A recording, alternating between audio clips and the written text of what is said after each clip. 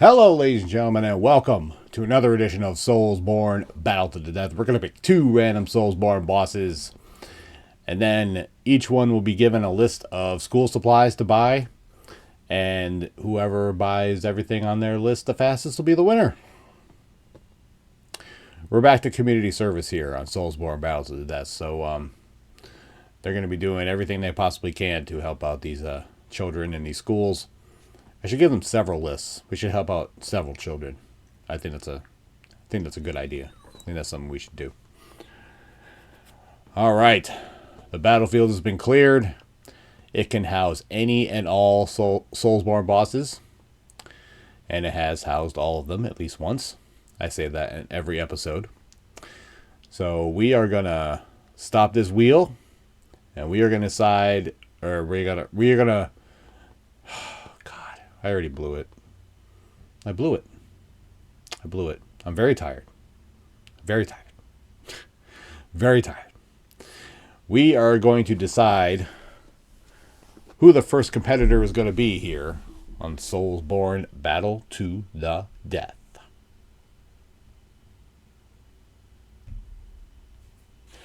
Rom, the vacuous spider. I love Rom. I think I say that every time we land on him. I love Rom. Rom is so adorable. He's so adorable. But as a boss, he's so annoying because he has so many stupid spider minions and it's just a pain in the ass. As a boss, that's exactly why he's tough. He has all those minions around him, and also he has those pretty powerful those spells that he can cast from a long distance. So he can be a problem. Rom can definitely be a problem. He can make things very interesting. So, yeah.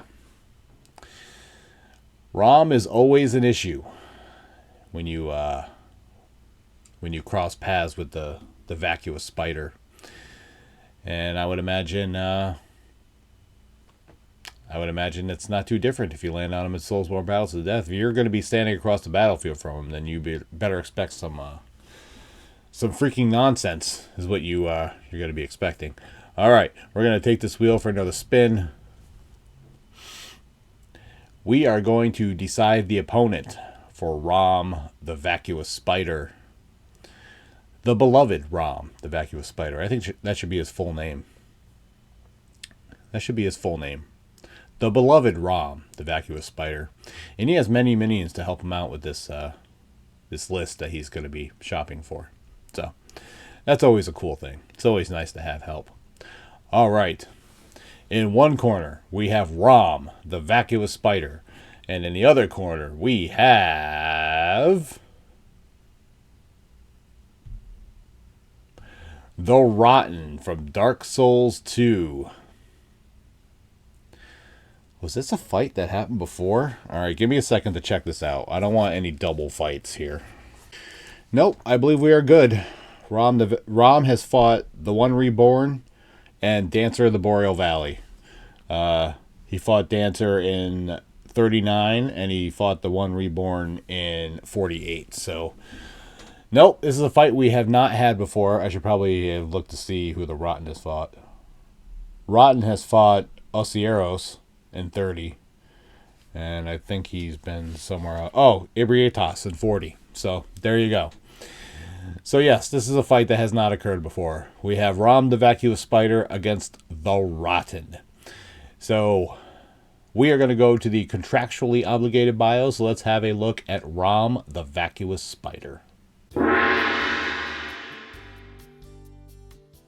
Rom the Vacuous Spider was once a scholar in Bergenworth who was made a great one by the Great One Kos. In Bloodborne, there is a barrier that prevents a normal human being, such as myself, allegedly, from being able to see the horrors around them, such as the amygdala and other such things. Rom the Vacuous Spider controls this barrier. Does that make sense to you?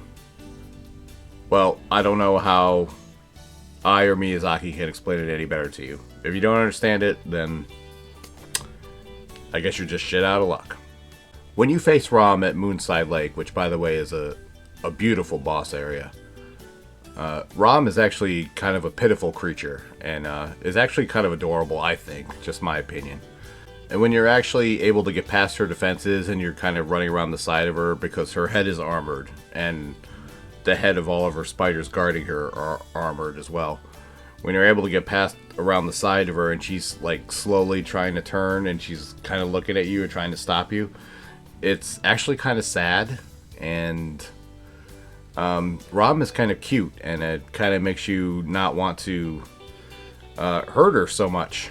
But and then she drops, 20 more of her little spider helper friends out there to stop, to help defend her. And then what follows is probably another 5 to 10 minutes of just frustrating,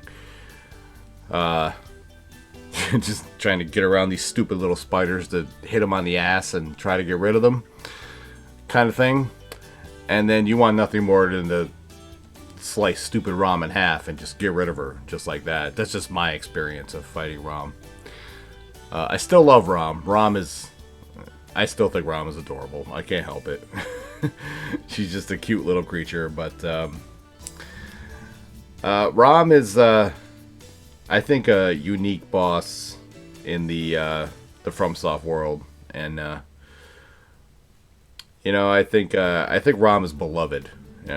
I don't have anything to really base that on, but I think people love Rom, and I am very happy to see her make an appearance in SoulsBorne Battle to the Death.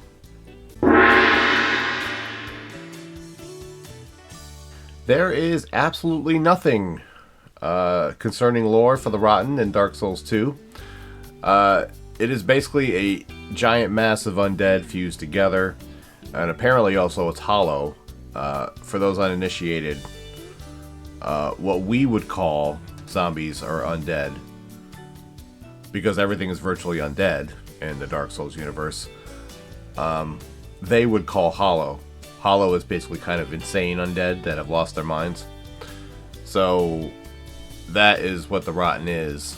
The hollow on the top left shoulder apparently mimics its movements, which I never knew that before. So next time I play the game, if I ever decide to play Dark Souls 2 again, I don't know why anyone would. I'm going to have to check that out and make sure that that's actually a thing, which I'm sure it is, but it's got to be interesting. The Rotten holds the old Dead One's soul, which is the same soul that Gravelord Nito held in the first Dark Souls. And the two are very reminiscent of each other, I guess, kind of in a way, so that's an interesting factoid. I guess the only other thing to speak of in terms of the Rotten is that it uses a giant cleaver, and when you fight it in its battle arena in Dark Souls 2, there's patches of flaming stuff everywhere, and it can heavily damage you, so it makes the fight that much harder. You have to dodge these patches of flaming ground in order to be able to fight the Rotten, so I suppose that should be factored into whether this boss fight is actually difficult or not. But I do have some memories of the Rotten, fighting the Rotten in Dark Souls 2. And if I have memories of a boss like that, that's probably because it was kind of a pain in the ass, so. So the Rotten is here, and the Rotten is here to stay. That's all I guess I can really say about that.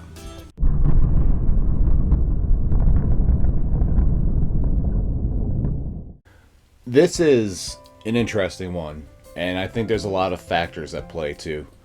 The Rotten hits pretty hard. You gotta take Rom's spiders into account. They are going to be a part of this fight. How would the Rotten deal with these spiders? Could he wipe them out in one blow? Could the Rotten actually get to Rom?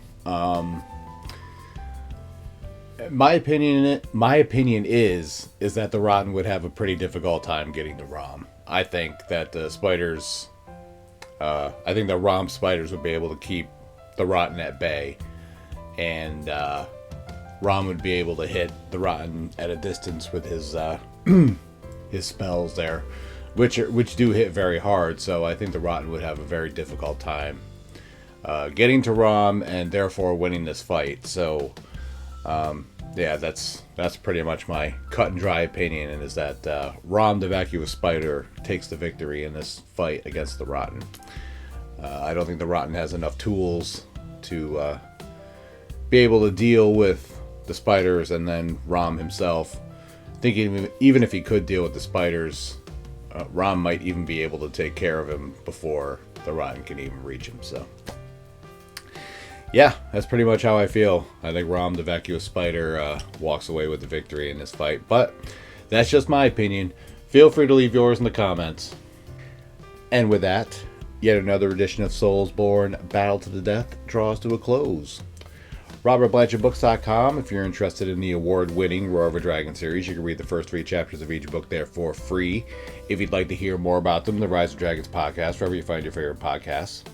My Linktree, my Instagram, and my Twitter, all Bobby's World 2110. Mondays, 3 p.m. Eastern Standard Time, is the Dark Souls Remastered No Estus run. This past Monday, we ventured into Blighttown, and actually, as I'm recording this right now, I have not recorded those episodes yet, but I'm sure I had a whale of a time, because Blighttown is just so much fun. So I'm sure that's gonna be just a terrific journey that I'm so looking forward to. And back in the archives, I have the Elden Ring No Crimson Flask run, Volume 1 Limgrave. I have the Sekiro No Healing Gourd run, and I have the Dark Souls 3 No Estus run, and the Dark Souls 3 No Level Up run, and a whole host of other things. So go check that out if you are interested. And Wednesdays, 3 p.m. Eastern Standard Time is what you're watching right now. SoulsBorne Battle to the Death. And since you just watched it, I don't have to describe it to you. So, yeah, that's pretty much it. Leave a like, subscribe, notifications, and all that crap. I love you guys, and I appreciate your love and support very, very much. I've talked about the growth on the channel recently. It's been humbling to see, and I really, really appreciate it.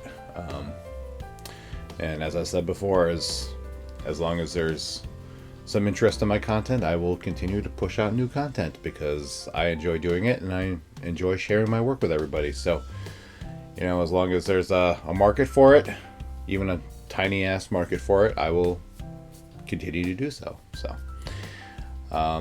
yeah, that's pretty much all I got. Thank you very much for watching. I hope everyone has an awesome week. Be well, stay safe, and as always, it's Bobby's World, and you're all just living in it. Sales Eve Alive, y'all. Bye. What's going on, guys? Thank you for checking out the video today, but I got a question for you. Did you know I wrote a book? Did you know I wrote 3 books? Did you know that they're all part of the same series? The Roar of a Dragon, The Treachery of a Weasel, and The Cry of a Raven. ReadersFavorite.com says that its intensity rivals that of the Game of Thrones series. Now, I personally think that's crazy, but it's not for me to judge. It's for you to judge. Go to RobertBlanchardBooks.com and you can check out the books right now.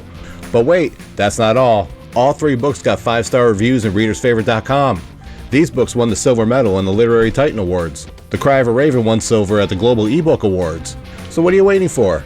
Read about Aiden's dream to become a Knight of Delmar. Read about his death and resurrection. Oops, I gave that away, didn't I? And read about his journey back home from 3,000 years in the future to stop the evil that started in Delmar. Go to RobertBlanchardBooks.com. You can read the first 3 chapters of each book there for free. And then, if you're interested, you can buy the books there as well. And if you've already read the books or you just want to hear more about them, you can check out the Rise of Dragons podcast. You can listen to it wherever you listen to your favorite podcast. And in every episode, I cover a character from the book, an event from the book, my journey into writing, and everything in between. Ripley, what do you got to say about all this? Give me a treat or I will end you. You know she's telling you to check out the books. Go to RobertBlanchardBooks.com to check out the books, or listen to the Rise of Dragons podcast if you want to hear about them. That's all I got to say, and thank you for watching this video.